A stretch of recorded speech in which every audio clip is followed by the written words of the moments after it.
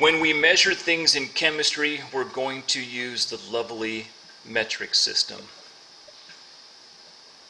It's the accepted system around the world. It's consistent. It's very easy. It's all based on powers of 10, which means we don't have fractions. And students don't like fractions. You can have decimals, but the fraction part disappears. Let's take a look at that lovely metric system. First thing, in that cabinet where all my food was, some of that food was measured in terms of its mass. The base unit for mass in the metric system is the lovely tiny little gram. Now, chemistry, they give you a lot of symbols. The symbol for gram, at least it's easy, it's just a lowercase g. In that cabinet, there were many liquids in there, and so those liquids were sold and measured in a unit that is represents for volume. In the metric system, your base unit for volume is the liter. Now, this part sucks because the symbol for liter is L, but if you write it lowercase, it looks like a 1. And so students get confused when they think it's a 1, it's actually an L. So what I will try to do for you guys is simply make it a capital L, and that way you can tell the difference. Third one.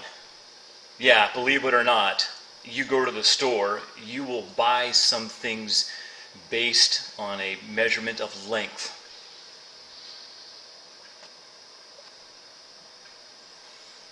Length is a very common measurement in the metric system.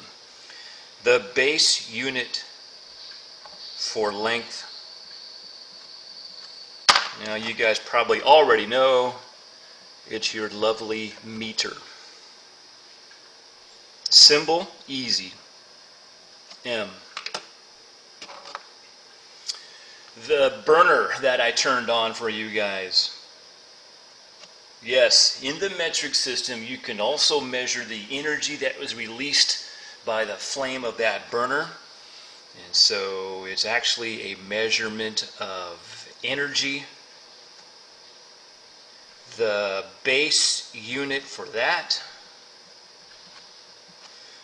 my friends, has a really weird name. You might have heard it before. It's the joule. The English unit is calories, so if I was to go grab a bag of M&Ms, I could read the calorie content that's in that M&M bag and realize, oh my gosh, I probably shouldn't eat this whole thing. So we, over here in the US, you're used to calories. If you go to Europe and buy M&Ms, you're going to see joules as the way they measure energy. Symbol, easy, J. Fifth one. Time. Yes, believe it or not, you measure time in the metric system. Thank goodness you guys know it because we use it over here. The base unit. You guys already know it's the second. Symbol is S. And there's a sixth one, and there's a seventh one, and there's an eighth one, and a ninth one, and a 10th one, and it goes on forever. Okay, we don't need to do all those. Matter of fact, I'm not going to lie to you guys, what we will use in here, top 3. Those are the 3 that we'll use. If we get that far in class, we'll probably hit the energy part of this, but I don't know. We'll see if we get that far. Okay, how you guys doing? Am I going too fast? No, you're good. Okay, because I have to erase the board now, because that's the amount of space I have. Okay, so let's focus on gram, liter, meter in the metric system. The metric system, like I told you, is based on powers of 10. And what's weird in the metric system is they use a name that stands for a number. So I would do this in your notes, metric system. So what they'll do, and I know you've heard of some of these before, is they'll use a word like kilo. If you throw the word kilo in front of like gram, liter, meter, second, joule, that simply means that you have 1,000 of those base units. So if I had a kilogram, I have 1,000 grams. The next one that they love to use is hecta.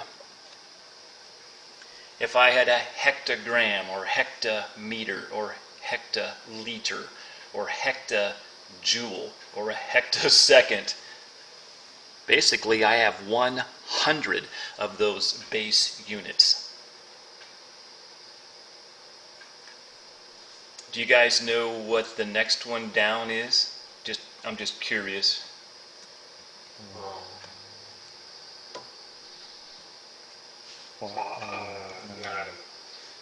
Yeah, this one's not very common. Deca. You know, like decade, we know it's 10 years. So deca, if I had a decagram, I want 10 of those base units. Now comes all those base units that I gave you guys earlier. The base unit in this lovely metric system is here. Now the reason why I draw a line is because it includes every single base unit, like the gram, the liter, the meter, the joule, the second.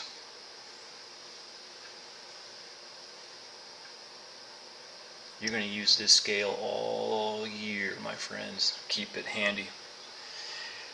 Now comes a situation where, what if I don't want just a single gram or a single liter or a single meter? I want a smaller piece of that. Now we start taking these base units and cutting them in powers of 10. The first cut in a power of 10 is called a deci. And that is 1/10 of one of these base units. So if I had a deciliter, I would take a full liter and cut it into 10 equal parts. Continue to cut these things in smaller pieces. You would have a centi, which is taking any one of these base guys and cutting them into 100 equal pieces, like a centimeter. You guys obviously have heard of that. Continue to cut them in smaller pieces. You get a milli, which is not a million. You would think it would be, but it's not. It's actually 1,000.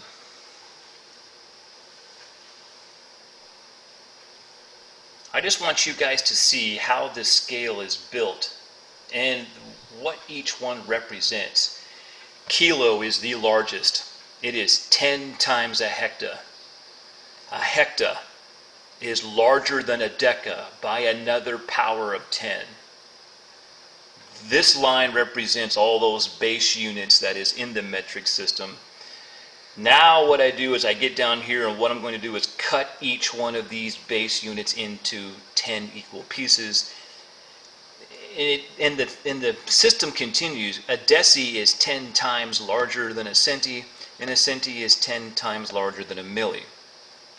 A hecta is 1,000 times larger than a deci. It's all based on powers of 10. I'm going to pause there because that's pretty important. Any questions? Could you write like how that would look like? Like Yeah. powers? Oh, powers of 10? Yeah. Okay. So, let me try. I think I know what your question is. So, hecta down to centi. I can tell you how many times larger a hecta is compared to a centi by simply counting the number of spots as I move down. So watch this. 1, 2, 3, 4. That is 4 powers of 10. Just take 10, multiply it by itself 10 times, and you get 1, 2, 3, 4. I know that a hecta is 10,000 times the size of a centi. That's how you count your powers of 10. You always count down from the largest unit to the smaller one, and each step you take is a power of 10. That's why they use a metric system. Did that answer your question, Gabe? Yep. Okay. I'm going to get rid of this. All right. I hope now at least you see how the scale is built.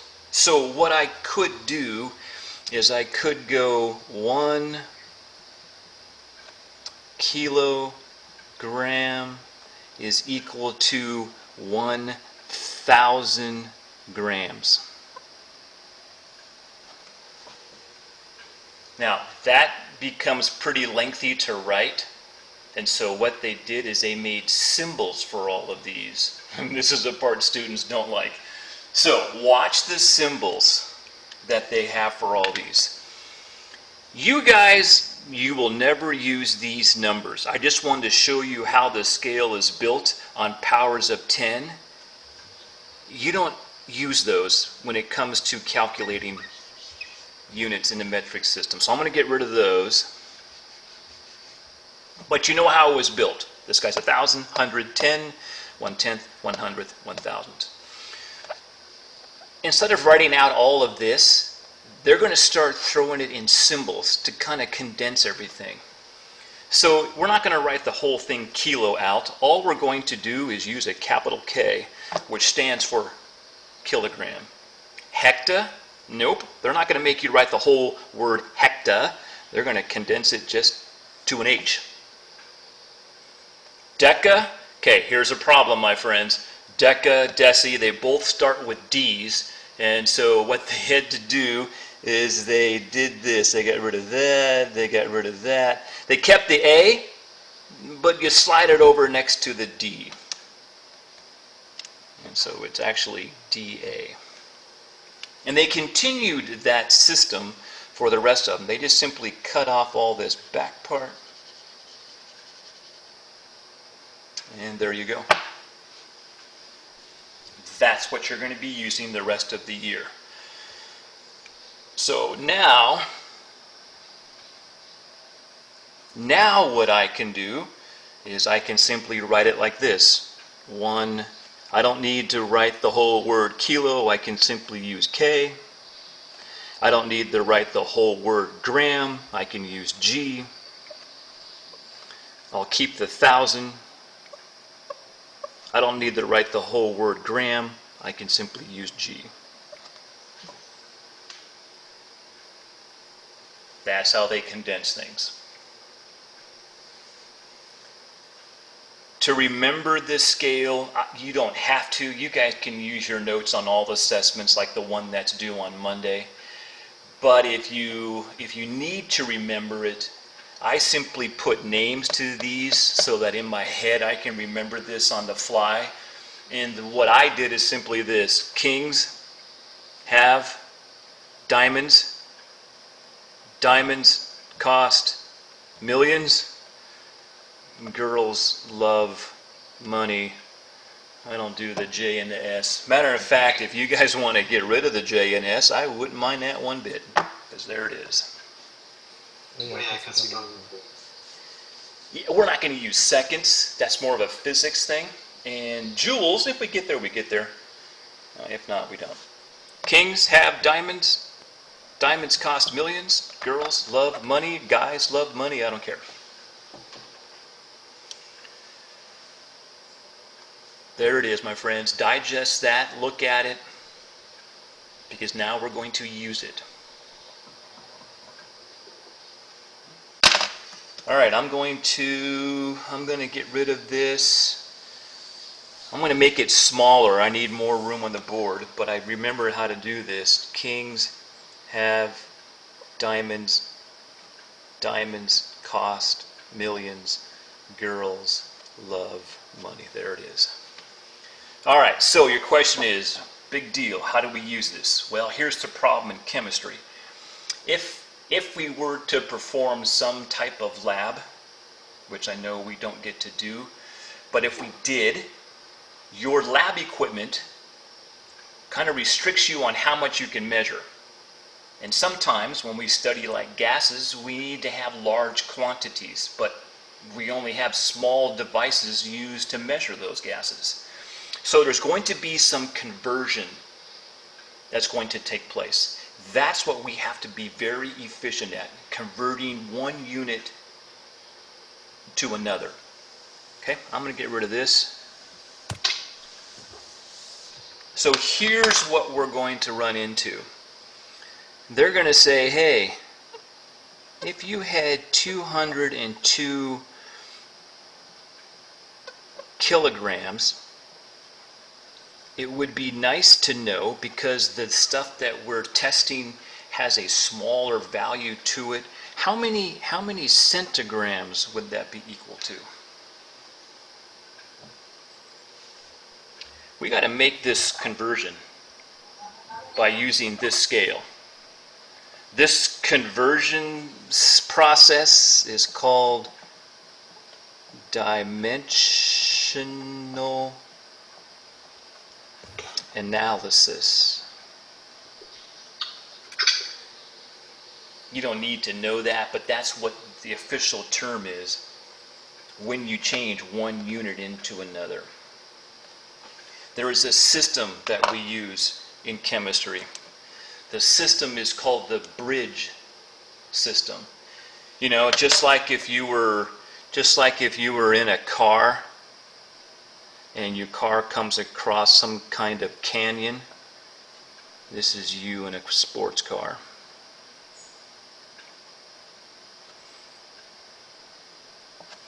And you had to cross this canyon. Well, you know what's going to be there. They're going to build a bridge, and they're going to support the bridge with these center posts. And now you can simply cross over.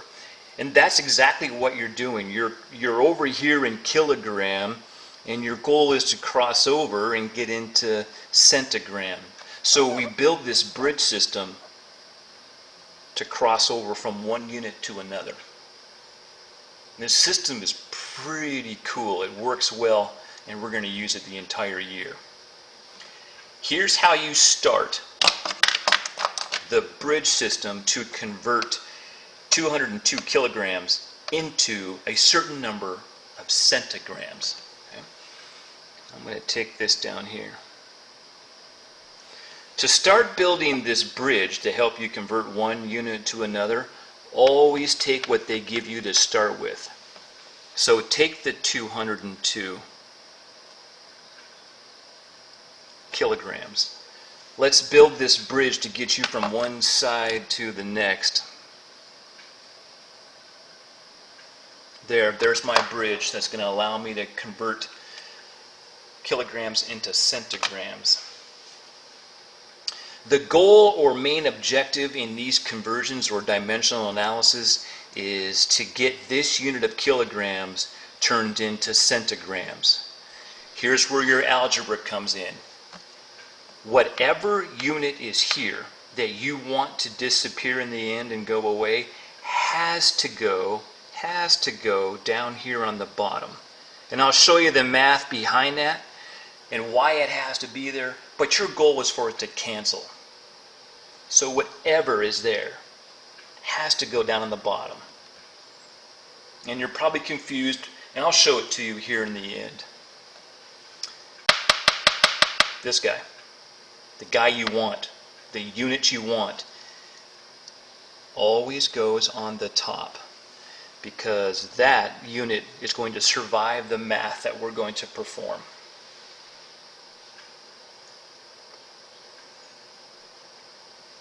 Now you've got to figure out the numbers that go in these two spots of the bridge. To get these numbers, you go back to this. You go back to this lovely scale, because this scale will tell you how many or what number goes here and here with these two units. It starts off by you guys looking at these two units, and we know we're in grams, so I really don't even need the G part. All I need is the centi and kilo part, because I'm going to look for those two on this scale and find out where they are. Centi is this C. There he is. The K is this guy way on the top. Based on their positions, I know which one is a larger unit. Which one is larger, a kilo or a centi? Kilo. Bingo. He's way on the top. He's much larger than a centi. That means the larger of the two units for the rest of the year and the rest of your life receives a value of 1. Because he's the largest guy. Just put a 1 wherever the largest unit shows up. And Gabe is right, it's going to be kilograms. Now comes this part. We have to find out how many centis are in 1 kilo. And that kind of goes back to Gabe's previous question of how many powers of 10, how do you do that? What's it look like? We're going to do that right now to get this number. So go back to your scale, find the larger of the two units, which is the K, block him off with your finger or pencil, and now we simply have to count the number of spots. 1, 2, 3. You always count the line. 4, 5. That is 5 powers of 10.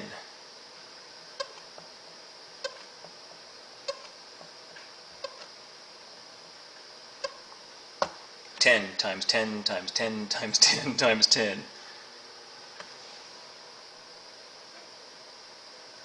That is simply a number that contains 5 zeros.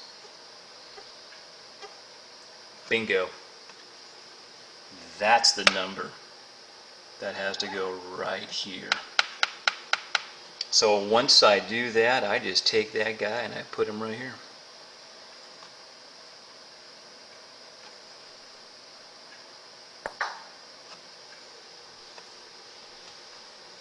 It's almost like, 1 foot is 12 inches. It's the same length or distance. They're just different units, and therefore they have different numbers. Or $1 is 4 quarters or something like that. All right, I'm going to get rid of this line because it might get confusing. I'm going to get rid of this line so we can see the math that you guys have. You're probably wondering, wait a minute, Sticks, what goes down here? There's got to be something here. And you're right, there is something that goes here. And in these early stages, if you want, I would recommend it, just put a 1 here, because 202 divided by 1 is still 202. Later on in the year, yeah, you're going to have something here. So let's get in the habit now of putting just a 1 there. What does your math look like? Well, thank goodness the math part of this is a lot easier than setting this stupid thing up. Your math, here's your process. You guys are multiplying across. Always across. Not crisscross, straight across. I'm going to multiply this way. This green line here, which was my bridge, turns into a multiplication sign. And I am going to do exactly that. I am going to take 202 times 100,000.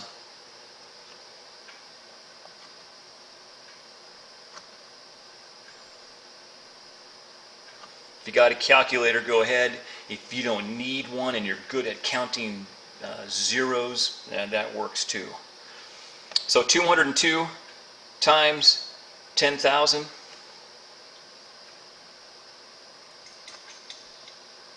Uh, 202. Dude, I don't even know what that is. I don't even try to count. All I know is if I was to type it in a calculator, that's going to spit out. You're going to have 5 zeros in the end, right? Because you got 5 zeros here. Throwing in the commas, 20,200,000. Hey, watch this. Kilogram times centigram.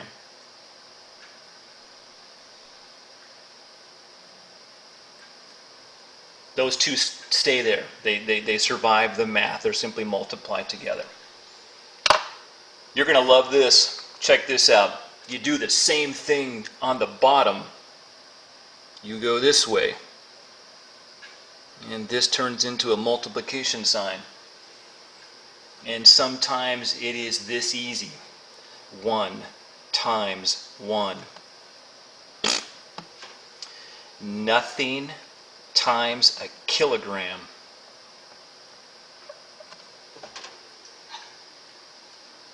Continue with your math. You guys are probably very good at math. This becomes a simple division problem. It'll always end up being some simple division problem where you guys always work down. And in your calculator, if you need to use it, maybe not on this one, but you would simply do this. You would take this number, divide by 1. Which means I know it's going to be the same number. So your answer is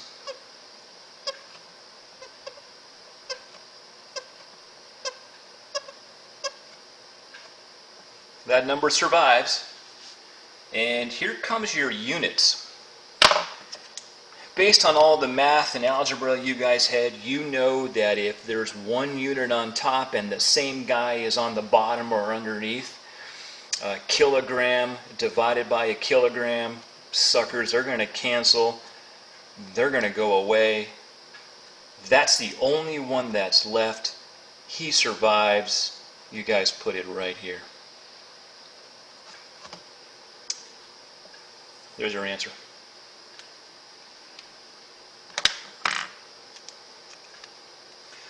Bridge. You're going to hear me say this a million times. All right, hurry up, build a bridge. Convert these units over.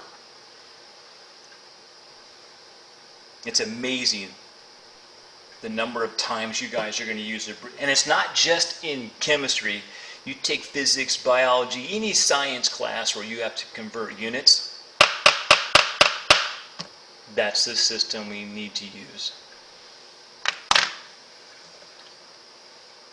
I hate to do this, but I'm going to. I hate to assume this, but I'm assuming you probably want to see me do another one of these. Sure. Sure, man, there's just 2 of us in this room. Let's do another. Okay, but on this one, I'll slow down, I'll pause, and let you guys think of what should go where. Okay? Let me get rid of this. I'll get rid of all of this. We'll build the bridge. Yeah, we know. Who cares what it's called? We don't care. No. Okay. I'm going to have that all the time. All right, let's see. Let's make up another one that we might encounter throughout the year. So let's go number 2. We'll go right here in the middle. Let's go 0.0198. Let's pick on centiliters now. And what if some calculation for some gas law requires you guys to turn it into a hectoliter. Pretty common problems that we will encounter. Why don't you guys do this? Why don't you build a bridge and do the very first setup for the bridge to convert centiliters to hectoliters? You do that, I'll do that, but don't look at my screen until you have your very first setup, okay?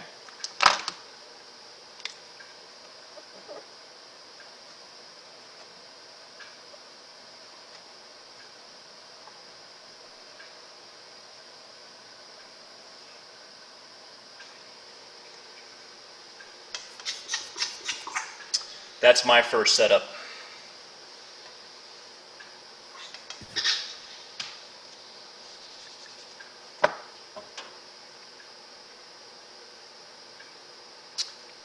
Second thing I'm going to do for the rest of the year. Second thing I do, if you want to watch, or why don't you guys try to figure out what I would do next? I'll give you some time. Try that. What would you do next?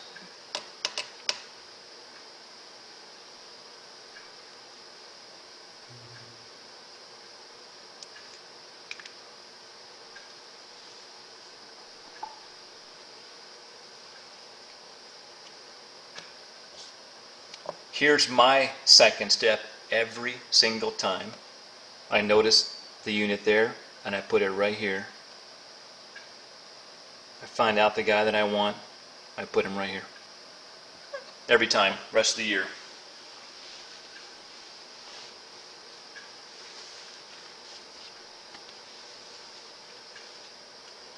Step 3. I got to get this. I got to get these numbers. C, just try it. I know it's only been like 15 minutes. Just try it. Can you get the proper numbers in these two spots? You have to use this. Just give it a shot, and let's see if your numbers match mine. Go ahead, guys. Try it.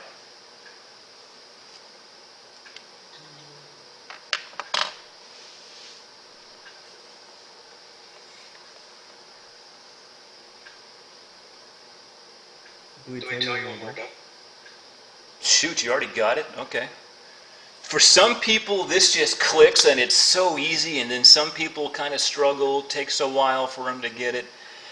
I don't care if you're fast or slow, you just better be right. Well, let's see. Let's see. All right. Answer this question then. Which one of these two is a larger unit? The And what number did you put in front of that? 10,000? Yeah, no. You were right. You said he was larger than a centi, and if he is larger than a centi, you have to give him the value of 1. Ah, Common. You know, you guys, I wish I could tell you, hey, always put the 1 on the bottom. Dude, I don't even know where it goes. I know where this one goes, but I never know. I always have to look. And I hate to do this to you, but I am, because I like you guys. You know, eventually we're not going to be using this scale to get these numbers. We're going to have to use that. So it's extremely important that you know, oh yeah, this guy is larger. Give him this. That's the next thing I always do. I have to go look. So which one is larger?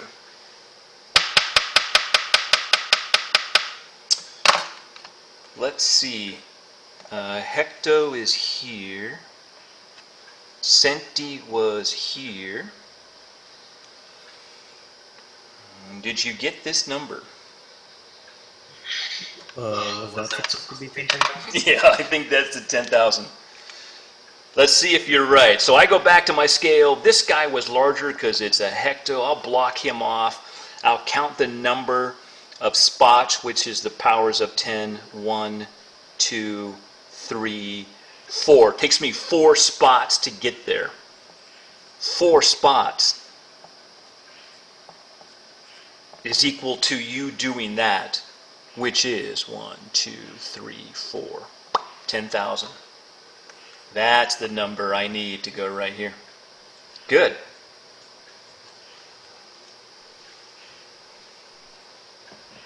Good, good, good, good, good. Now the algebra takes over. It's very nice once it's all set up. The only problem is if it's not set up correctly, then obviously you get them all wrong. You are multiplying across. Well, this is nice. 0.0198 times 1. 0, 1. Yeah, the math is this easy. It's like, what? How can the math be this easy? Centiliter times hectoliter. Those guys just stay there across. I'm going to multiply the bottoms. Multiply these guys. 1 times 10,000. Well, that's easy. That's 10,000. 1 times a centiliter is a centiliter. You can use your calculator on this if you want, or you can count the decimal spots. It all depends. Hey, 0.0198 divided by 10,000. This is going to be a pretty small number when we're done. As a matter of fact, your answer is going to be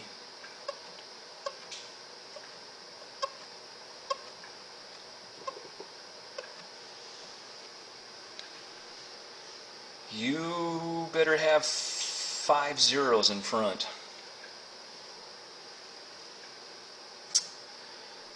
CL, one's top, one's bottom, which means bye-bye. Hectoliter stays there.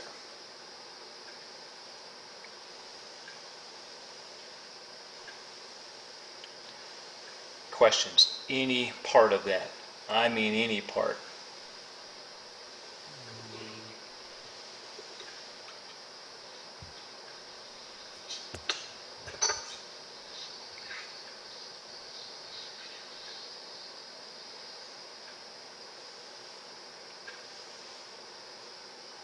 Okay. Silence means probably okay, or you don't want to ask, or you're still thinking about it. That's fine. Well, then, you guys, how common is this lovely bridge system? You tell me. Watch this. Let me get rid of this. Let me go in here and do this. Okay, so check this out. Number 3. $3. You're all very good at money. $3 is equal to how many quarters? What's the answer right now?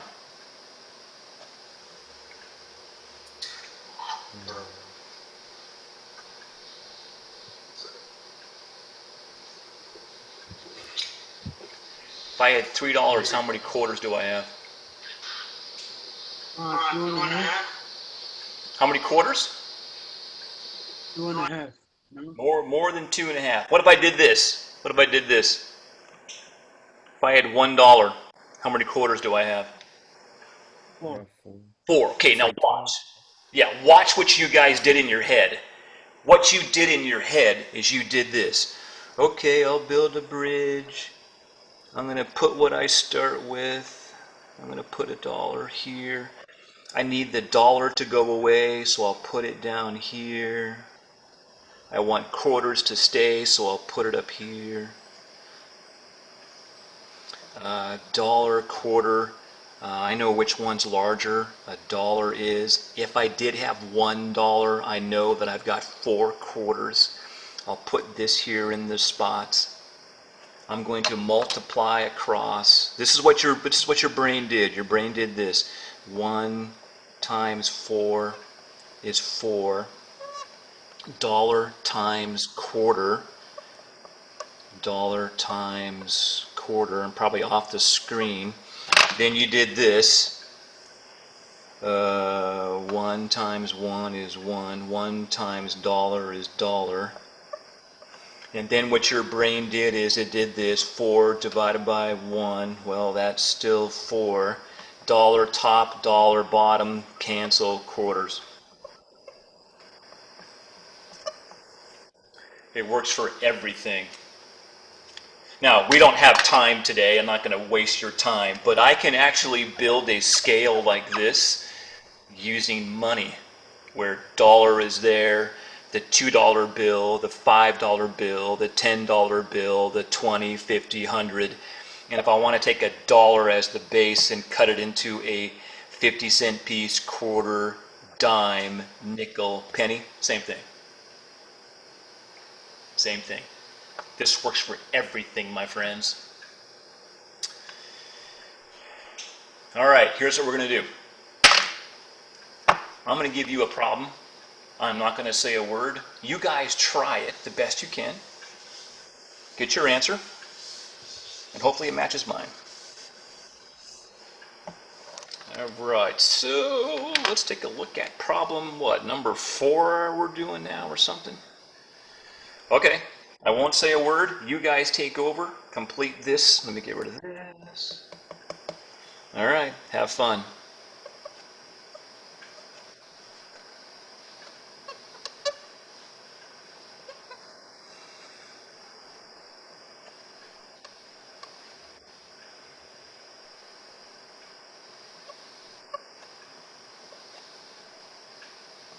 Go.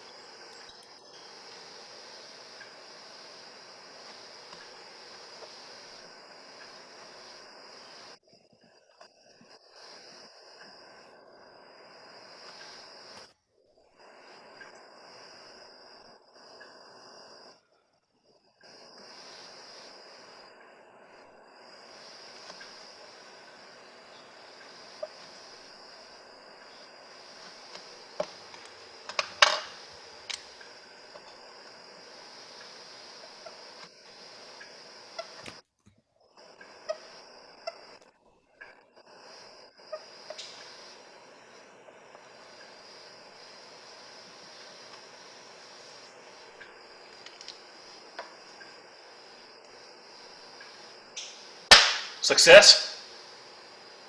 Yeah. 5 zeros in front. Decimeter goes away. Decameter stays. Larger, give it a value of 1. 2 spots in the system, give me 100 down at the bottom. All right. Takes practice, my friends. It just takes practice, and that's why that practice sheet is available to you in Canvas. That's why I put in my answers, because I did all the problems and I show you my work to help you organize it. Okay, you ready for level 2? Good. Level 2. Sorry to do this to you, but I need to show you level 2. Level 2 is a little different because it deals with volume, and volume actually comes from a measurement of length. I know that sounds confusing, but you've seen this many times. So take a look at this. If I was to give you guys a cube, and I gave you guys a ruler, you could measure the 3 sides, and let's say if you did that, you got 1 centimeter here, 1 centimeter here, and 1 centimeter there. You have done this so many times, you're probably sick of it. When the math teacher would ask you, okay, let's find the volume of the cube. To find the volume of a cube that you guys have done a million times, you would take length times width times height, which means you would have 1 centimeter times 1 centimeter times 1 centimeter. And when you multiply those out, 1 times 1 times 1 is still 1. Here's the part that sucks. Centimeter times centimeter times centimeter. Centimeter cubed. Your level 2 in these conversions is changing this into a different unit using the scale. So we got to deal with these lovely cubed problems which correspond to a volume of a particular object. Okay. So keep this in mind as I show you level 2. Level 2 will look something like this. You guys, I don't know what number I'm on. I'll lose track. So let's just say that you're at 205 hectometers cubed, and we had to change it into decimeter cubed. Okay, we got a pretty large volume. Hectometers are pretty large, and then we got cubed, which means we've got a length, a width, and a height. These look confusing, but you guys, watch the steps. The steps are still the same as we looked at earlier. Hey, my step 1, I got to build a bridge. And you guys know from step 1 that you simply copy this and put it here.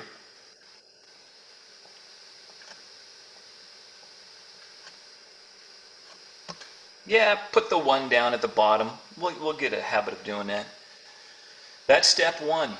It doesn't change. Step 2 doesn't change. You guys now know that whatever is sitting here has to go down here on the bottom. You also know that whatever you want needs to appear on top. Nothing's changed so far. The next step is exactly the same. Alright, so I got a meter cubed and a meter cubed. If I block that off, I'm just going to look at the symbol that represents a certain value. I got decihecta. I have deci and I got hecta. Well, from what I learned earlier, the larger of the two gets the value of 1, and it looks like it's hecta. He's larger than a deci. There he is. I know what goes here. Has to go there, a 1. Well, you're right. I'm glad you said that, because this is where it changes. You got to remember now, my friends, you have 3 sides to change, not just 1. That's what that tells you. You got 3 sides. Okay, so let's take a look at how many hectas are in a deci. Go back to your scale. There's hecta. Block it off. How many spots do you have to move? 1, 2, 3. Well, that's just for like the length. You got to do the same thing for the width, which is another 3 zeros, or 1,000. You have to do it again for the height, because you're using all 3. That's another 3 zeros. And all you do now is you add up the total number of zeros. 1, 2, 3, 4, 5, 6, 7, 8, 9. You need 9 zeros. I'm going to place those 9 zeros right here. These things get quite lengthy. They're kind of a pain to write. I need 9 zeros up here. 1, 2, 3, 4, 5, 6, 7, 8, 9.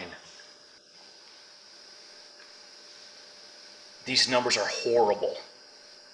It's all because this object has 3 sides or 3 dimensions that we have to work with. Once you figure out this disaster, what the number of zeros look like, now we're back to the old little multiply across the tops and the bottoms. The only problem is, man, these things get quite large. I am going to take 205 times 9 zeros. You can always use one of those. I don't care.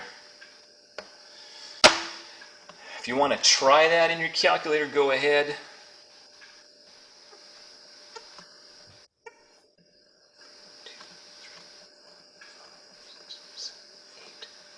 But I know that's what you're going to get. You know, you guys might want to try this in the calculator, because I bet you that calculator is going to spit out a number that you're not going to like. But it's correct. It's right. Yeah, I'm not sure what it means, but Yep. And I'll show you, because your calculator can't handle that many decimal spots or that many placeholders, and so it's going to spit it out to you in scientific notation, which is totally fine. Actually, I prefer. And I think I know what's in your calculator. I'll show you once I get this thing done. All right, that's your top number. Huge. And hey, I'll do this one for you guys. 1 times 1. 1. With this divided by 1, you guys know the answer. It's going to be the same number. Now, here's what your calculator is going to do. 2, 3, 4, 5, 6, 7, 8, 9. Did it fit? Yeah, it fit. Good heavens, these are huge. Okay, your calculator doesn't like all these. So your calculator is going to play a game with you that we will start next week.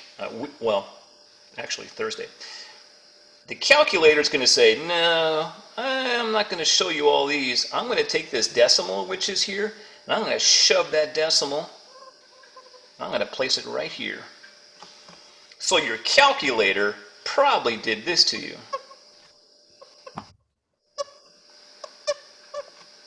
Probably has that symbol, and the calculator is telling you, hey, dingo head, I moved the decimal. That's what that means. And now the calculator is going to tell you how many spots it moved to get to here. Well, there's 3 spots, 6, 9, 10. It had to move that for you 11 times.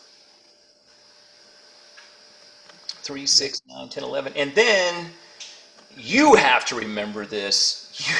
Don't get mad at me, but you have to remember this. Gone, decimeter.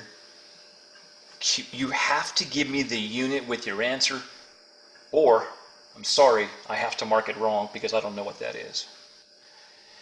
I will accept either answer. I prefer this. Eventually, we'll use this all the time because we're going to deal with some really, really large numbers, and then the other extreme is the really, really small ones.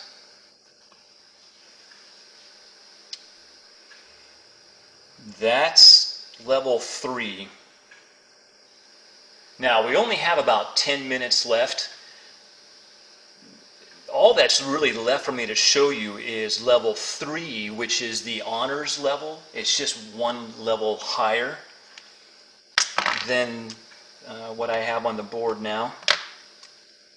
And remember, the honors option is just that. It's an option. It's up to you if you want to attempt it.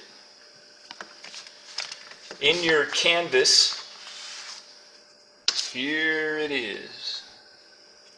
I can't zoom in with my camera. That, my friends, I guess I could bring it a little closer. There you go. That is what is in your Canvas. This is your practice sheet. What I recommend you guys do is just practice some of these. Maybe you want to do odds. You don't have to do them all. Maybe you want to do odds or just evens. So try a couple odds. Try a couple evens. Look in Canvas and look up my answers and see if things are working well. If they are, you're done. Page 2. If I can get my camera to focus. There you go. Hey, there's your favorite cubed ones. I got it. Uh-oh. You guys, look at number 11.